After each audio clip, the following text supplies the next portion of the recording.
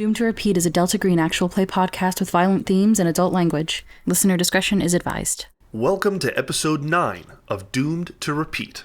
I'm Sergio, your handler. I'm Aaron A. Pabst, and I'm Agent Samael. I'm Allegra, I'm Agent Tuck. I'm Amanda Dominic, and I am Agent Boomer. I'm Caleb, and I'll be playing Agent Merritt. I'm Eli, and I'll be playing Agent Hyde. I'm Zakiya, and I'll be playing Agent Warp. When I began planning this campaign, I listened religiously to the Green Box podcast. It's hosted by veteran Delta Green handlers who discuss everything from tone and pacing, avoiding common mistakes within horror games, and even how to design your own scenarios.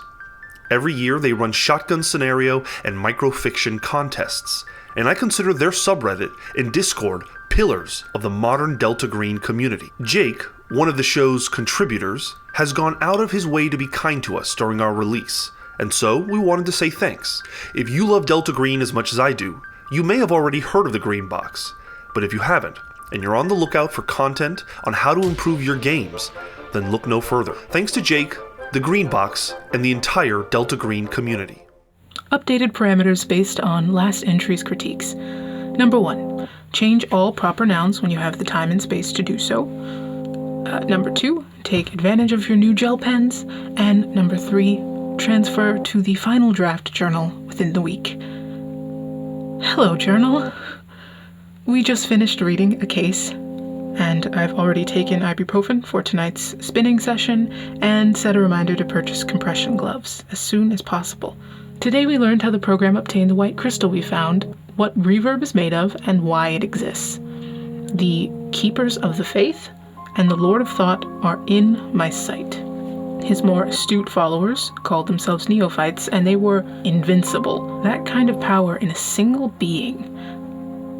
I would be lying if I said I didn't find it alluring. Sure, they ate people, but everything's got a cost, right? I don't know how those agents entered that hotel thinking they could get the grace to come out on the other side. To be fair, half of them did not. Fluke, for one, who reminds me of that scarred lion from the animated film where the prince converts his anarchist friends to his monarchist beliefs. Not because he's evil, but because they both festered for too long. He should have left years ago, and his choices reeked of it. I don't agree, but I understand. I don't think he could have gotten out had something not crumpled his ribs like bad stationery. The next was Oliver Lake, constantly kept a craving for answers, and for that he has my respect. But given his reputation amongst most of the group, excluding 2, I'm surprised he made it this far. I think he would have agreed, given his tone at the end. Now, I've always been suspicious of my employer's ability to factor the interpersonal relationships of the teams they assemble in this decade, let alone back then.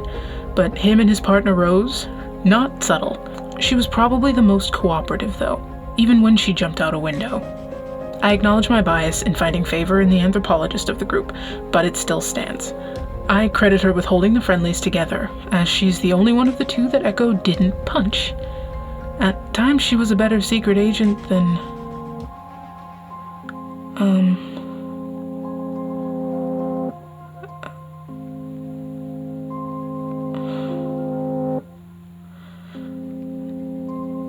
Sunny side, always on the sunny side. Stay on the sunny side of life. You will feel no pain as we're driving you insane. So stay on the sunny side of life.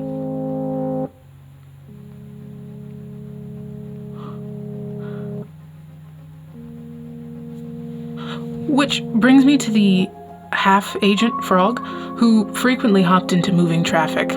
Shouldn't have been an agent at all, far too close to the issue to be as cold as she needed to be. Her survival was a twist. In contrast, the last to fall in every sense of the word was Frost. Had she not been given the aforementioned unmedicated homicidal sociopath as a superior, she could have gone far. Frost being safer in custody of the state than with her colleagues is very telling. This case is a parable for prolonged exposure to the program as a civilian or an agent. That we should do everything in our power to avoid this ending goes without saying. Those last pieces of the case of 84 were unexpectedly impactful.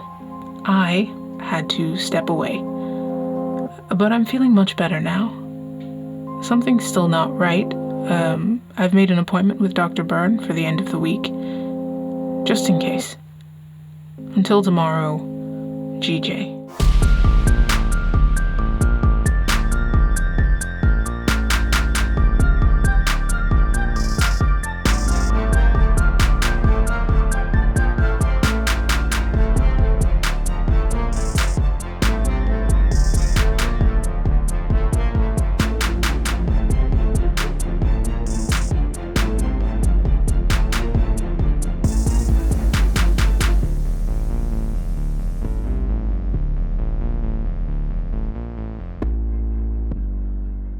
It's Wednesday, April 22nd, 2020.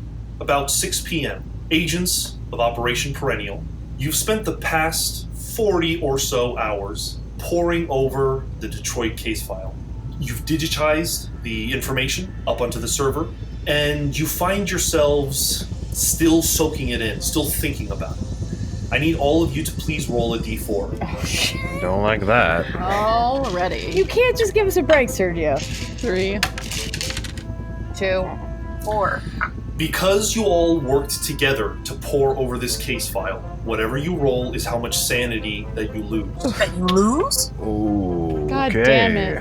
But you will add that number also to your unnatural skill. Oh, okay. Oh my god. Samael knows everything about everything now.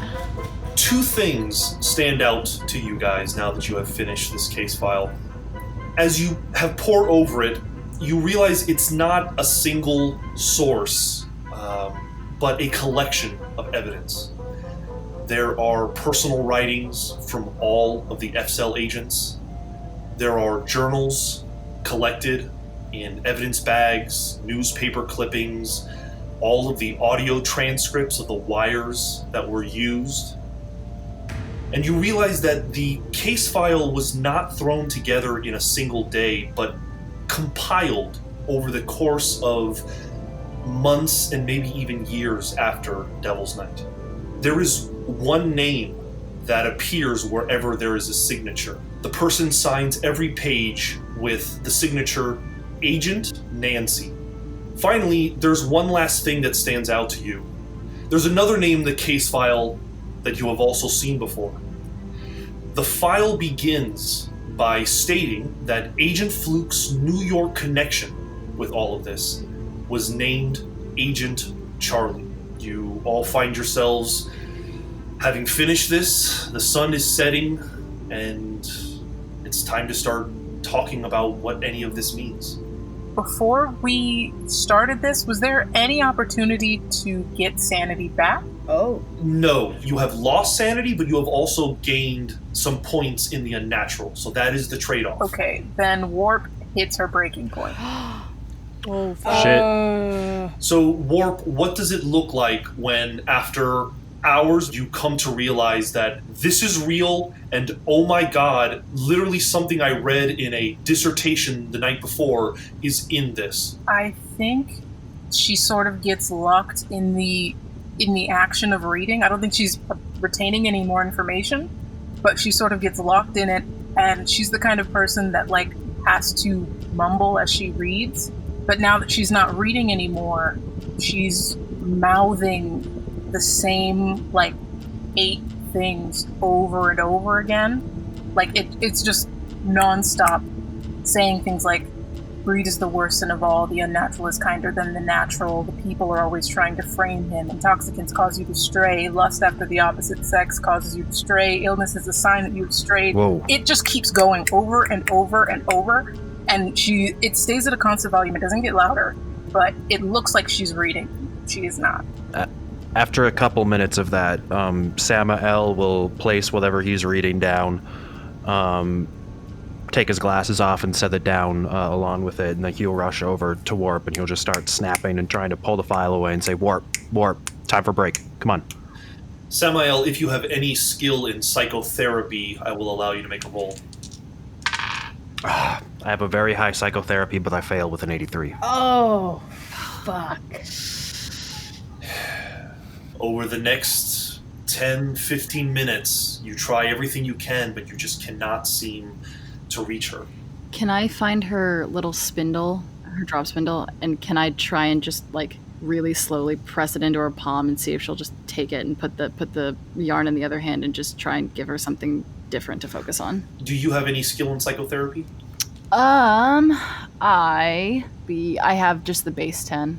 Okay, I will give you plus 20% to that because it's something very near and dear to her. So go ahead. You got this. It's failed miserably. Warp is unresponsive and seems lost in thought. Can I slap her in the face? Oh my god. Can you not? Fuck, at this point. Can I stop her from hitting her? Sure, if you'd like to. Samael would also try that. Okay, relax. I'm not gonna full clock her, but I'm just gonna like tap her in the... I'm stopping her from hitting her. If I can, I'm stopping her from hitting her. First of all, you wouldn't know it was to slap her. I would just be quiet about it. Yeah, but I'm close to her and you're going with a raised hand. All right, Sergio. Plus I know you. What do I do? You are unable to get to her. I say the two of them are able to kind of keep you away. That's not going to help. Yes, I believe the course of action is to give her some space. Maybe we should all go take a walk, stretch our legs. It's been some time with this. Merritt, that's the best idea you've had in days. Thank you.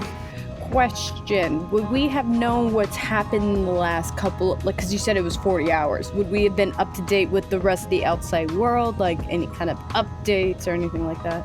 Would you have been checking? I mean, Boomer would definitely be looking at Google every now and then.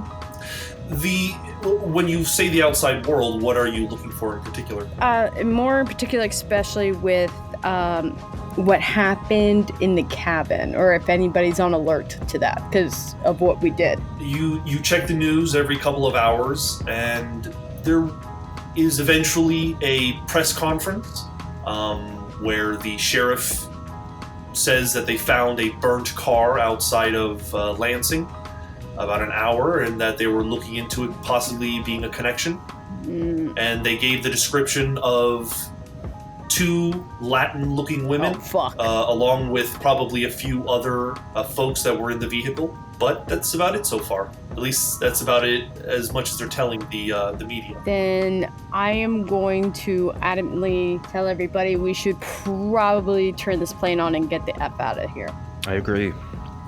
Now, I am most attracted to this Agent Charlie angle, Charnel Dreams in Brooklyn. I think that's our next stop. I don't know if anyone else has any other ideas. Well, there's also the happenings in Wyoming that would link, I believe, what Warp was talking about earlier on the Sky Devils with whatever this is in Detroit. I think they're both good options, so I think we have to go to both eventually, so... Yeah, that said, New York is closer, right? Am I right about that? I think they're about equidistant. It's in about an hour and a half. I guess either way. That and Arizona, too. Yes. Ansel Incorporated. That came up with one of the fellas. 3 options. Granted, that I would call a weaker lead. We don't know as much about that. I would agree with that. It's also a lead into the organization and not the artifacts we're trying to recover. I think the better lead would be investigating our dear friend, Daniel Fries. I agree. Parts too. I'm gonna get up and tap Merritt and be like, what do you think the best option is? I say, in the interest of giving us all a bone here, let's go to New York. And I'm gonna just go ahead and say New York and then go back to my laptop. Just be very firm in that. Are we taking the crystal with us? Well, we can't leave it here. We have to get it to Mallory if nothing else. It should go back to the green box. That's an hour away. It doesn't have to be this green box, but a green box. We should contact Mallory directly. If this is as large to be attracted to whatever the Lord of Thought was inside of that case file, I can't imagine we should have it out in the open for too long. This needs to be with A cell. We need to find whatever book that librarian was talking about, too. If we can. If it's connected to... I don't know where we would look for it. With the librarian. No, but FCL took it. The librarian said that FCL took it. Maybe Tanika is still in town? So you want to go up against a ghoul? It's not our business to investigate this further. Our business is to take the info and upload it. That's what our job is. Maybe they send us back around for something, but right now I think it's in our best interest to scram. So let's make for New York, and we'll give Mallory a call on the way. Let her know that that's the drop-off point. Thank you. Could I call before we bounce? I was gonna call her. Oh, go. Okay, so it sounds like Agent Hyde, you're calling Mallory. Yeah, can I step out? You step out, you find her name already in your burner phone, and you call it, and it rings, and on the first ring, it picks up. And you hear the familiar voice of Agent Mallory, and she says, "Hello, Hyde. How are things going?" Things are going as well as it can, and we're about to leave Michigan, but I have a dilemma. I see. Well, tell me, have you found anything of note? We found some stuff, and you should by now have received some of the intel we've been uploading over the last couple of days, but we're in possession of an artifact that I don't feel comfortable transporting with my current detail. Oh, I see. Could you give me a description of it? Well, what does it look like? It's a crystal of some kind. It emanates a power. I don't know if that emanates beyond its self, but it has little influential properties on people. Interesting. That sounds like something we probably want to bring in, you're right. There's two options. You can fly to me. There's a facility outside of Washington, D.C., where we house these sorts of things. Otherwise, you could rendezvous with a cell that I can dispatch wherever you're heading. Well, we're heading to New York. My thing is that I don't feel comfortable transporting it on a plane with our team. Sure. Well, you can always return to the green box that you found it in, correct? True. I was wondering if I could call Thornbill and request a Nomad pickup from this location. I think you could attempt to requisition that, yes. I just wanted your permission first. Agent Hyde, what else have you found while you were there? Documents, letters, articles of clothing, and just information about something called Devil's Night. And Bauman's residence? Bauman had some accounting information, and a couple random artifacts, a knife, some books, but standard accounting stuff mainly. Did he have anything else, Agent Hyde? Well, he had his wife in a septic tank. Agent Hyde, if you found anything pertaining to the program, anything that is not related to your mission of understanding the vectors that we face, I would hope that you have the understanding that it must be destroyed. If Bauman was keeping any notes on the program, I want you to collect them, and I want you to destroy them. Do I make myself clear? Crystal. I appreciate that. So, I believe the plan is you're going to wait for a team to reach you. I'm going to see what my options are, and I'll let you know what we decide to do as a team. We will either fly the asset to you, or we will wait for a pickup. Very well. Thanks for updating me. Of course. And I hang up. I don't like that. Well, we don't know about it. I'm not gonna get too close, but I'm just gonna continue keeping an eye on Warp and just make sure that she's not worsening. Agent Warp, go ahead and make another sanity check for me. Have you already done the math and found your new breaking point? No, that's power subtract. Yep, you just subtract power from your current sanity. But now it's your new sanity. Go ahead and roll a sanity check to see if you can break out of this. No. She fails. Damn. Eventually, Agent Hyde returns from her phone call. It's been a solid 20-30 minutes, and Agent Warp just is not... She's just not responsive. She'll get there. Just leave her alone, yeah? While Hyde was on her phone call, could I have talked to Boomer? Sure. I'm gonna pull her away from everyone as anywhere I can. If it's out of the plane, it's out of the plane. We're just gonna go away for a second. A lot of that sounded real familiar, huh? Mm-hmm. It really did. So, I don't actually really know what I was hoping to talk to you about. I just really wanted to make sure that I wasn't crazy in making that very short leap from a man with a book to a man with a book. You're not crazy, but I need to be very clear right now. Samael put us into a position that we're now practically have to flee.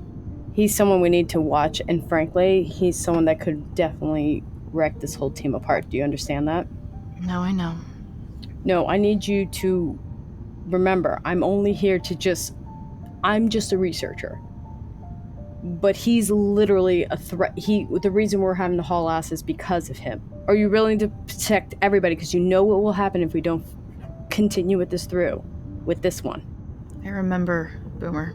I'm sorry, I'm not trying to be an asshole, but I'm just trying to be very transparent with you really quick. I'm very aware. I know this is your mode. I get it. I'm not trying to be an asshole either, but I guess we just keep an eye out for a man in a black suit with a book.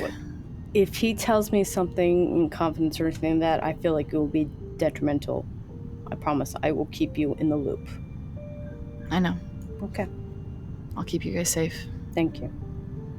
I need that. You'll get back to her, don't worry. I'm gonna actually do something very unboomer-like and like kind of get her into like an awkward hug, like a very kind of, I'm gonna pull her in really quick and hug her and then kind of push her away, which is very unlike me, but it's to show like I acknowledge that. Going soft, Max. I'll go behind the plane. That, and I'm gonna be like putting my hand to my like blah, just kind of walk away. While Hyde was on the call, flipping through these files, does Samael come across any information about any of the spells that Fluke knew? You find the personal notes of Agent Frost and Frog and Fluke. You do see enough notes to understand how you might be able to cast the Elder Sign. I will say that it still is going to require a couple of hours, but using this case file, you probably could put together how to do it. As we have time, Samael will try to commit all that to memory. Okay. Is this out in the open? Right now, yeah, nobody is really hiding or doing anything. He's not hiding anything. Samael is just reading the case file. Do you mind if I ask what it is you're looking into? Just looking at some of the stuff this guy Fluke knew. He was a remarkable human being, don't you think? That's not exactly how I'd put it, but he seemed to have, he seemed to know some stuff. He was a monster of sorts. To say the least. I didn't think that an agent could get like that, but then again, I never imagined an agent living that far, so I suppose you can't fault him for everything, but it's disgusting. I've never met anyone that old around here. Yes. I assumed it's because that they retired or something, but now I see that is perhaps not realistic. Yeah, I suppose retirement is a sort of euphemism in this business. Or a literal euphemism. I was wondering what you thought of that sign he was so insistent upon. The one he burned into the map, the one they used on whatever that Sky Devil was? Yeah, it's, I think we might need it. Do you think you could teach it to me? I look around and I see, I'm assuming that everybody else is going to listen, but I'll kind of lower my voice a little bit and I'll say, let me check and see if it has any negative ramifications, and if it does not, I will show you how. Perfect. In the meantime, I'll take care of Warp. I get up and I go into the restroom and I prepare a cold compress and I press that on Warp's head if she lets me, and I'm just tending to her and talking to her softly. I think I'm speaking about our trip to the sheep farm. It was remarkable, those shearing techniques they taught us, don't you think? And I know she's not responding, but I figured he's engaging in conversation. I will give plus 20% to Agent Warp's next roll.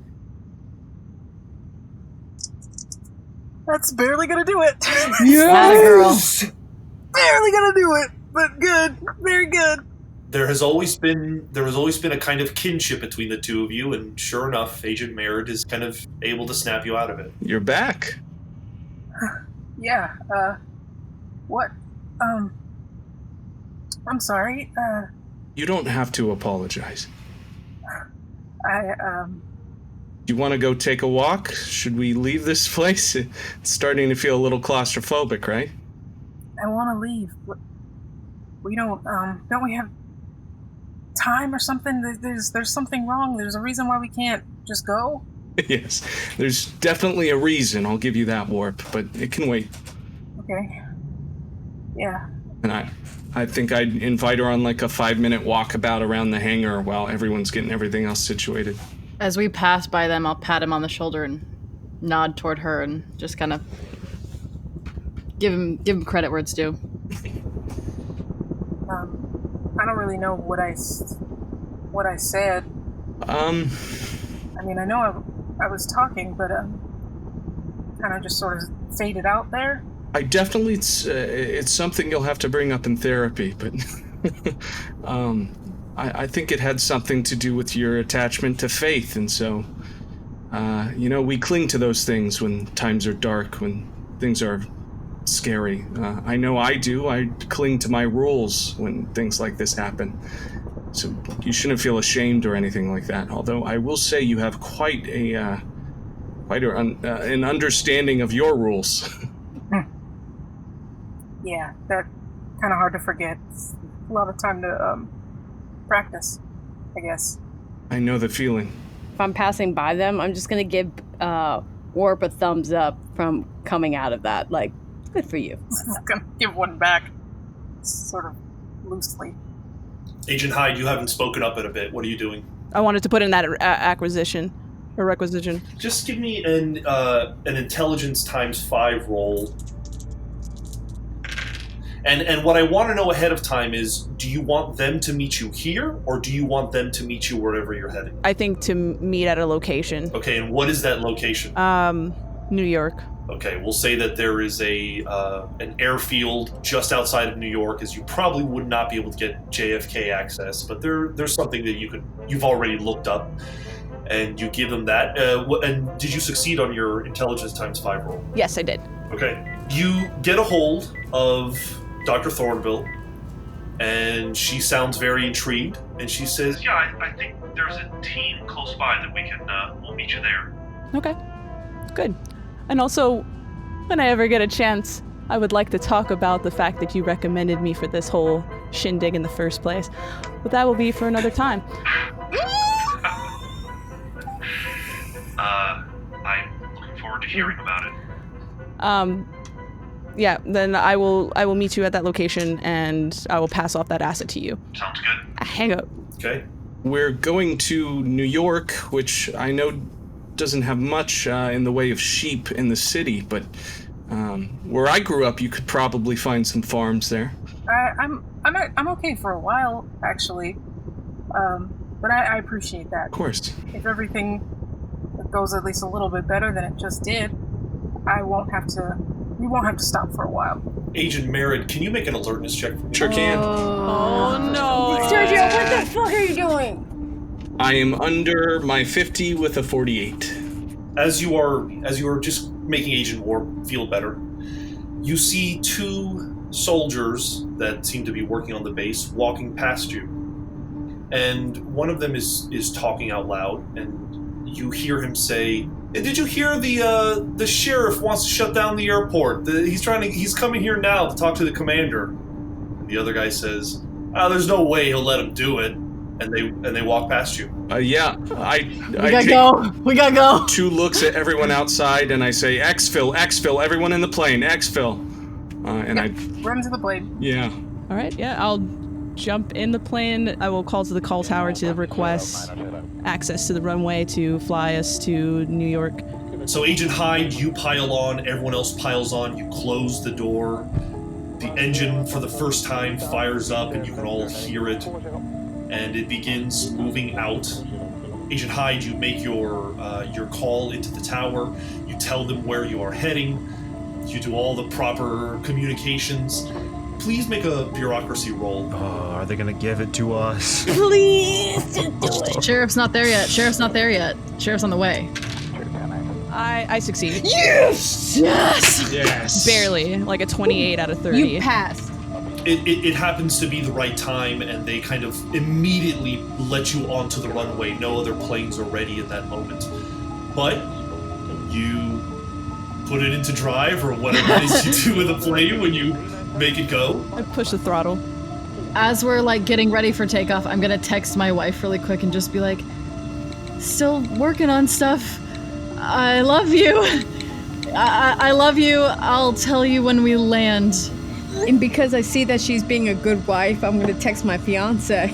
Yep. I'll like nudge Boomer and be like, hey, text your girl. Thank you. And I'm gonna be like, hey, it's taking a little longer, but I still love you. Should be wrapping up soon.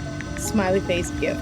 Agent Boomer, you get a text back, and all it says is, it's nearly 4 days, you promised. Oh, fuck! Woof. Oh, that stings. First of all, ouch. Second of all, okay, hold on, everybody. Hold on. I'm gonna respond back. I know, right? Exclamation point, question mark.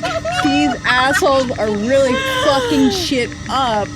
God, I wish I could just take, like, if I was just in control, I would be able to get this thing moving faster. And I'm gonna send a gif of, like, someone going, like, duh, right?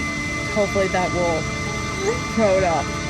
There's a solid maybe 10 minutes while the plane is, like, getting ready to take off. You've already sent this text off, and you don't get a response. Fuck! Oh, that's the worst. It's that, like, it's the ... that, like, disappears. It never fulfills itself. You just see her typing and then nothing. It was nice knowing you, Boomer. Fuck! I'm in so much trouble.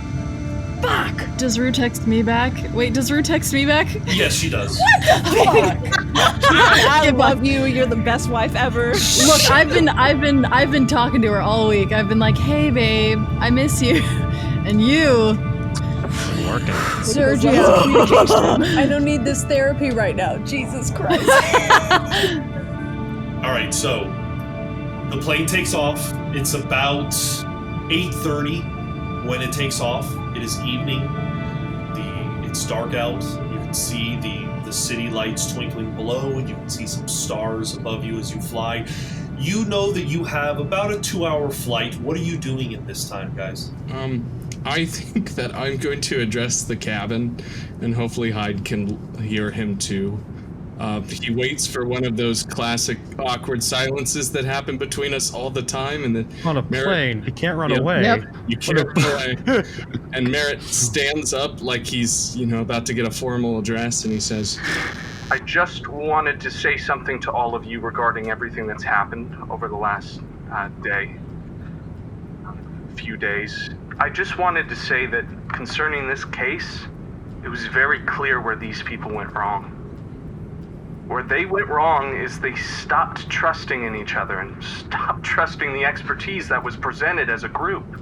They failed to understand that everyone there was trying to accomplish the same goal.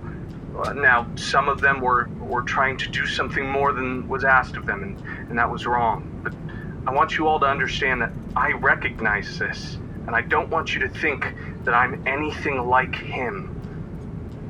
And I want to be better.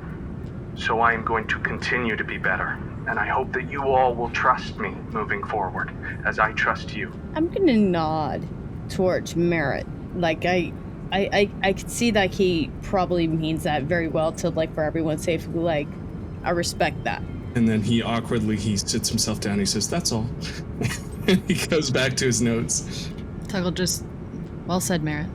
I think Agent Warp is going to speak up and say, I actually wanted to apologize for my just despicable behavior. I've read this with all of you, and I think a lot of the chaos that we've read, I see in myself.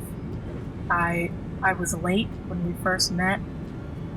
I never ate that muffin, and I caused the extra trip, and I've just been sort of a source of chaos, like this Fluke man was, and I don't want to be that person either. No, Warp, you are not at all like that man. Not even far from the mark. Close. You are a valuable good member of this team. We need you. We need... 5 minutes is a long time. Warp, you're a fucking angel of this group. Let's be for real. So you don't have to apologize to nobody. You have been the least problematic of all of us. Exactly. Right? You are doing good work, and you are putting in what we're asking of you. We can't ask anything more than that. You put that guilt out of your mind. I'm gonna cough really loud and say Samael. Samael.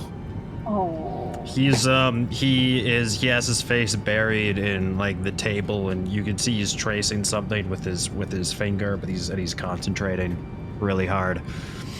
You know what, though? I think that this might be a unique opportunity for everyone on board this plane. Let's consider everything that we read in the last 2 days, everything that we internalized, to be a clean slate for us as a team. We've seen what we've done wrong. We've seen how we can go wrong. And we now have an understanding of where we can go, how we can do better. I'm gonna also kind of just raise my hand and be like, I think everyone's stance, like they want to go home. They have, I don't know everyone's life, but I know I want to go back to my life. So I think we're all in agreement, unlike this other team. We just want, like Merritt said, we just want to, let's just be transparent and just push forward. I don't know, nod towards him. If we're gonna make it out, we gotta work together. Yep. They didn't, and look what happened. Mm-hmm. Clean slate. It's a good idea. Are we already in the air really quick? Oh, yeah. Okay, so I'm gonna go to the cockpit. I'm gonna tap on Hyde's shoulder because I'm assuming we're on automatic, right? I'm not flying automatic.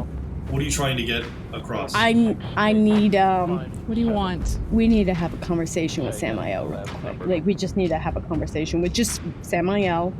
I know we're all very on the same page. I just need to make sure he's on the same page. Okay.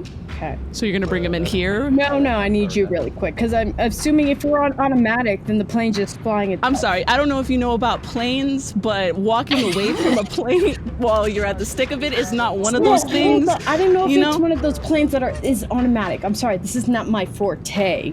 So I'm gonna... I don't know what movie you were watching, but that doesn't happen in real life. Okay, I've seen just Con Air. Relax. So I'm gonna wave Samael. Con Air? Yeah. So I'm gonna wave Samael back here. Go get Samael.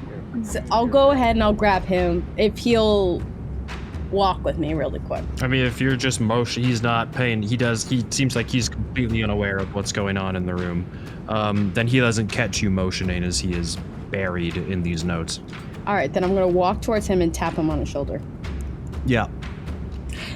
I just need you for 2 seconds really quick. Can it wait an hour? I'm in the middle of something right now. I hear you on that, but I need you for 2 seconds.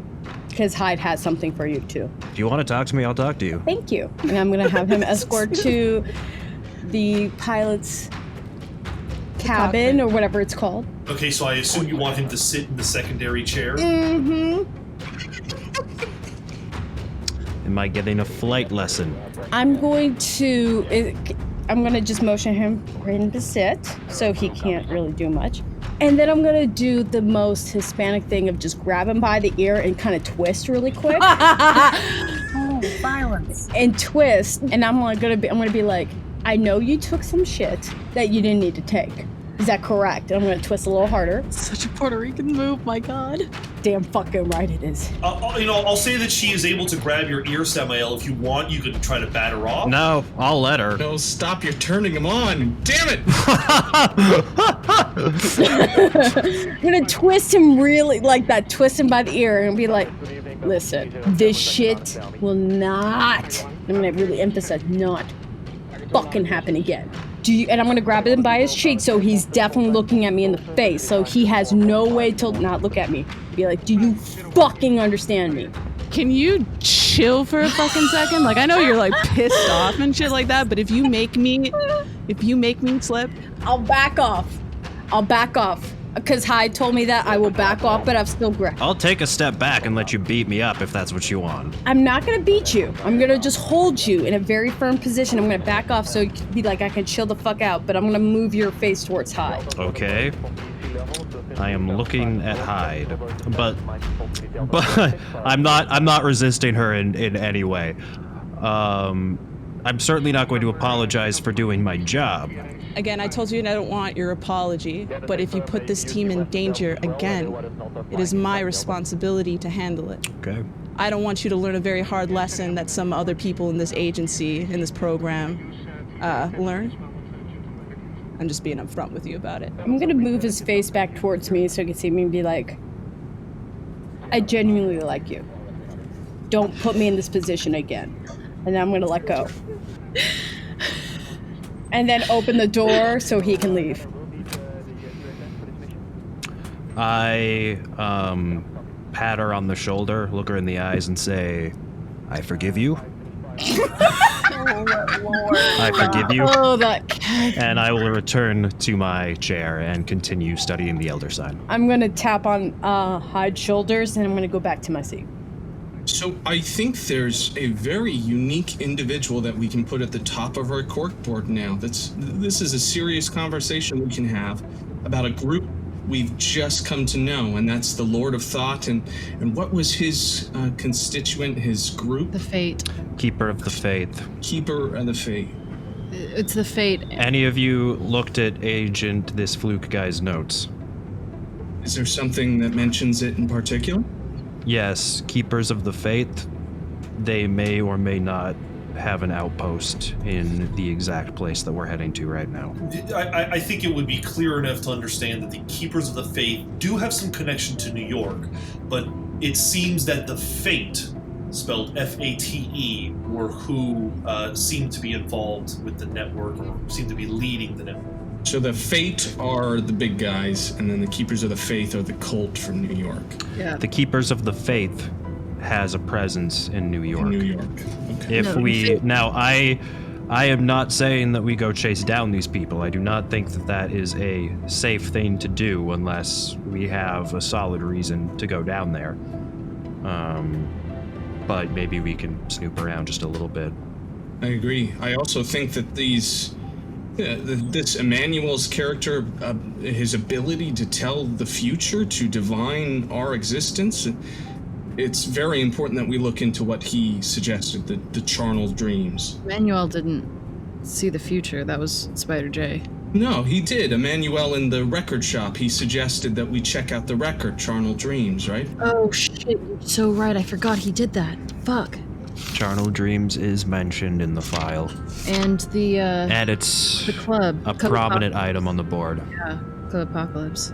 We still have that board, right? Yeah. If you packed everything that you carried with you, it is somewhere on the ship, yeah.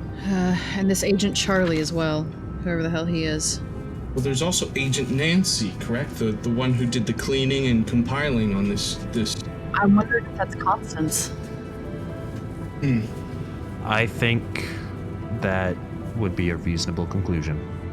That's my gut instinct, at least. You don't come to find out the things that she found out and get away with a clean slate. Do we have... Is this the kind of plane where there's Wi-Fi? It's the kind of plane where there is Wi-Fi, and you also see that there is a kind of older model television that is built into the corner that has both a VHS and DVD player. We have the tape to watch. Yes, you're absolutely right. Oh no. Let's do it. That said, May I make a suggestion? I was going to suggest that I only watch it. I was going to suggest that we don't watch it until we're on the ground. We have two things that can fly that are real big and real strong and don't take damage from things that we have against them. That's not true anymore. A sign you learned 40 minutes ago isn't gonna save us from two flying monsters. I think it can, if applied properly. If applied properly, which you haven't had enough time to research. Sam, I understand your desire to know this information fast, but I think for our safety and for the safety of the entire group, we wait until we're on the ground for this. I think that's fair. I think there's nothing stopping our information from then and from now. I don't believe we'll lose the tape in between those locations, and if we do, we're in much bigger trouble than we thought anyways. So. There's also that spooky, weird monster that I'm even reticent to say its name, but if it comes through while we're on the plane... Preda. If it comes through while we're on the plane, we're fucked that way too. I hadn't even thought of that. Where's the crystal on board? It's in the back, I guess, I'm assuming. I would certainly know if I had it. Yeah, no, it's in its container, still in its little lockbox. Okay, that's what I thought. I'd like to introduce something interesting for the rest of the plane ride. Could I have at least one of us thinking of domes for the entire duration? Done. Boomer's on it. We can do shifts. So we have the Lord of Thought, we have Fate, we have the Keepers of the Faith, we have this Emmanuel creature that very well could be still alive if it knows of us. Or at least of charnel dreams and of 2020. That kid also saw visions of us reading on the plane. Yes. I'm sorry, Sergio. The reason I asked if there was Wi-Fi is because as we're talking about Deborah Constance, I'd like to just pull my phone out and just whack that name into the search bar and see what pops up. You search her name and you find Special Agent Deborah Constance, part of the FBI, began in '83 and was assigned to Detroit in '84. And right in '89, she was deemed missing. And then a year later, she was announced as dead, although she was never found. Is there a photo of her? Yes. Does she look familiar to me? She does not look familiar to you. Okay. She's an attractive woman. She kind of looks like Kirstie Alley, but just, someone who has clearly gone through school and isn't necessarily as much of a bombshell. But she is still an attractive woman, and that photo looks to be taken in her mid-30s. Samael, while you're doing some groundwork, do you mind looking up Tanika Tillerson? Sure. Last one, though. I have to get back to these notes. Understood. You look up the name Tanika Tillerson, and there's a lot of entries. Just looking up the name in Google, there's 100,000 entries. Might have to do a little bit more digging for that one. Yeah. Would there be anything in the notes about the book that Rose referenced, the French 1700s book? If Rose was a part of creating this file, I think she would have at least written down everything that she knew. Yeah, there's probably a diary entry or something from her that states that in the beginning, when she first met this group, they had her translate a book called Cultus de Ghoul. The exact spelling is Cultesde. Ghoulles. Ghoulles. Perfect.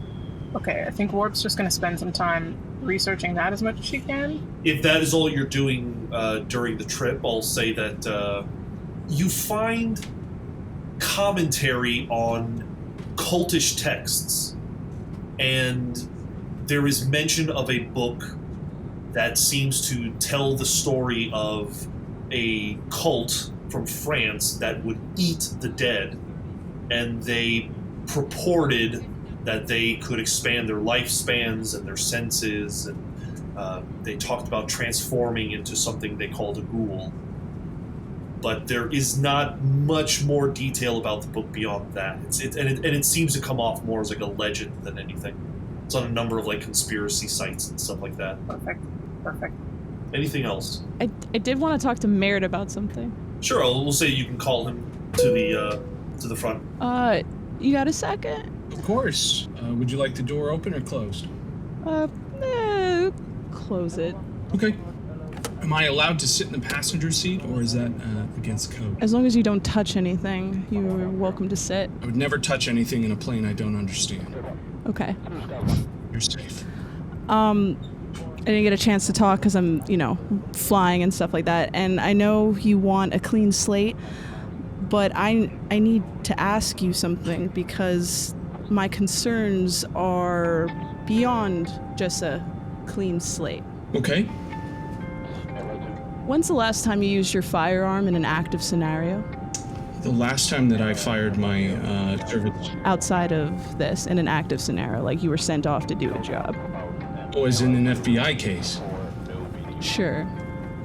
It was actually in my inciting incident. It was in the case before I arrived here at Delta Green. That was months ago? I don't know your timeline.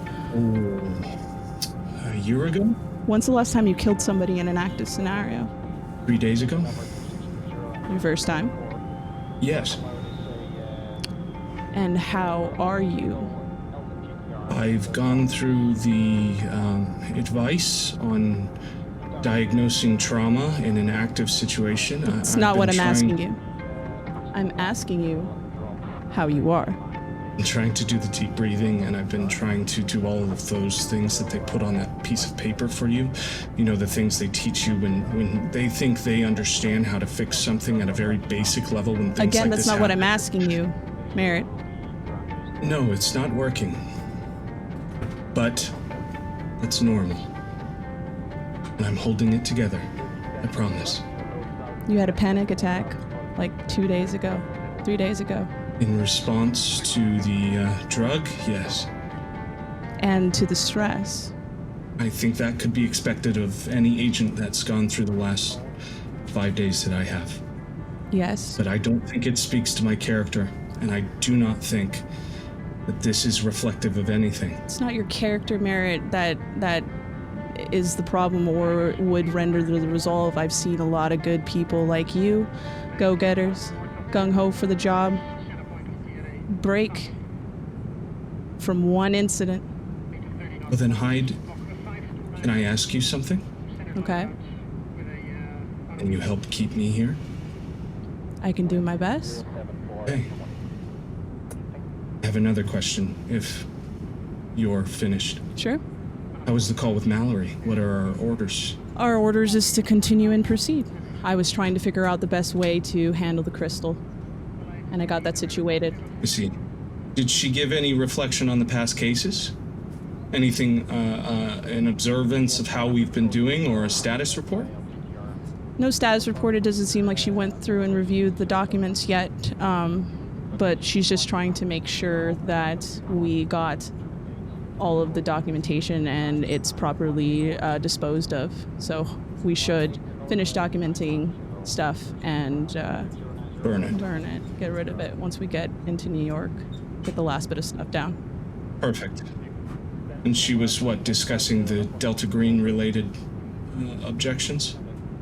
Clyde's investigation of the organization? She just wants us to get rid of it. All of it. Okay. Understood. Well, I think this was fruitful, and Hyde, I don't speak like this, so thank you. I appreciate it. Yeah, you got it. Let me know if Mallory calls again, and then I leave. Anyone else? Yeah, when Merritt comes back, I'm gonna sit down next to him. In the interest of transparency, okay. Boomer and I have come across this guy before. Mm-hmm. Who? The Lord of Thought guy in black with a book. Oh. It's on the corkboard even. The case in New Jersey. In Meadowbrook. Yep, Meadowbrook. We had another agent with us, and she signed the book and then she disappeared with him. We don't know what happened after. No, I grabbed Boomer and we ran. We were gonna be taken in otherwise, and we'd done what we could there. There wasn't anything left, really. Well, I'm sorry for your loss. I know how much you lost on that excursion. But this also gives us a unique opportunity. We now have 2 people that were interested in this book. Maybe we can look into this Echo woman and see if she really did go through with the process, and maybe we find a lead as to what happened to your friend. Yeah, maybe. I mean, I didn't read anything in the file about her signing anything, so who knows what that is. Yes, it's true. But sometimes they tend to cut those people loose. It could be that Delta Green didn't think she'd do it. Yeah, well, add her to the list of interesting people that we need to find again. It's getting longer. That list is ever growing. Agent Tuck, I'll point out that you have never heard the words Delta Green until you read it in that case file. Mm-hmm. And you are putting 2 and 2 together that Agent Merritt is insinuating that the group, the program, whatever you are a part of, is called Delta Green. Yeah,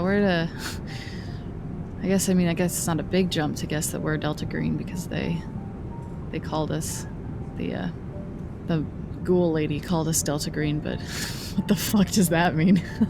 It might not be an up-to-date designation anymore. That's true. It could be from the past or from the future. Could easily be a nickname as well. It was spoken from Tanika first, so... Could also be a lie. I don't suspect it matters what it's called, regardless. I don't think anything with them is unintentional, though. I don't know. I figured someone else should know in case something should happen to me or Boomer. Not that I'm No. planning on letting that happen, just so we're all on the same page. Totally understandable. I'm just gonna put my hands up like I get it. Okay. Samael, can you make a alertness check? Boom, are you still thinking about domes? Boy. Girl, you still thinking in circles? Oh boy. Tell me. Fail. Oh no! Dicks. Samael, it's been about an hour. Everyone is kind of settled in. They've had their conversations, etc. You are looking at these case files, trying desperately to kind of memorize this sign. You're starting to drive and learn doodles. And you kind of just naturally yawn.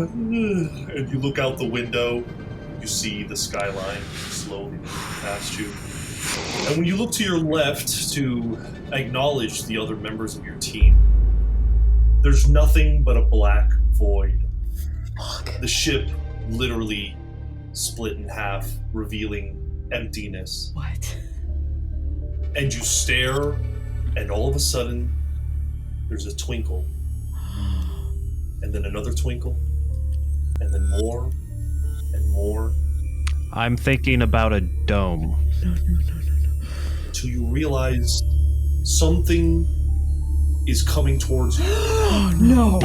Glimmering. No. A cloud of some kind. As quickly as I can, I pick my hand up and I start tracing as much of this sign as I had picked up on. We'll find out what happens next time. No,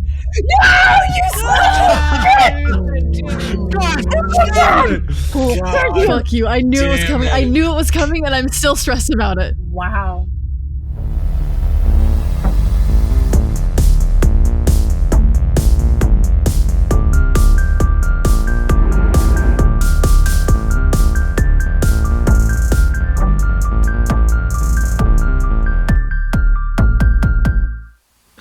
A red-headed woman named Kendall lies bleeding in a bush 4 miles from the closest sign of civilization. While on her routine hike through the Wexford County forest, she tripped, rolled down a hill, and landed on a snapped branch. The gnarled wood now pierces her abdomen like a spear. Kendall is slowly losing consciousness, and she is too weak to call for help. She will die soon, but her last moments alive won't be alone. From out of the bushes emerges a dog, a dirty and disheveled Rottweiler. But then Kendall notices it's missing most of its belly. The cold gray eyes of the hound seem fixated on her. She reaches out a bloody hand for some sign of comfort, but it's all in vain. The dog only sits and waits. Kendall breathes her final breath and then stops moving. The dog lays itself on the ground, and a moment later, a terrible wind howls through the trees before they settle back into a serene quiet. As if breathing for the first time, Kendall opens her mouth and gasps. Only this isn't Kendall anymore. With an unnatural strength that Kendall never had, the body snaps free of the branch and begins working its way out of the bush, working its way back to civilization, where it can exact its revenge.